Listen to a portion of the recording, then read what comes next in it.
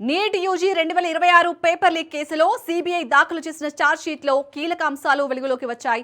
మొత్తం 94 పేజీల ఛార్జ్ షీట్లో నేషనల్ టెస్టింగ్ ఏజెన్సీకి చెందిన సబ్జెక్ట్ ఎక్స్పర్ట్స్ అధికారిక యాక్సెస్ ను దుర్వినియోగం చేసి ప్రశ్నలను లీక్ చేశారని సిబిఐ పేర్కొంది.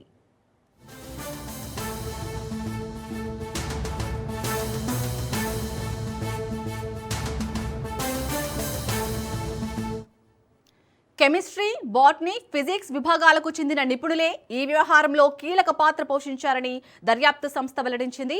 ప్రశ్నలను ముందుగానే చూసి వాటిని కంఠస్థం చేసుకుని చీటీల రూపంలో రాసుకున్నట్లు ఛార్జ్ షీట్లో పేర్కొంది.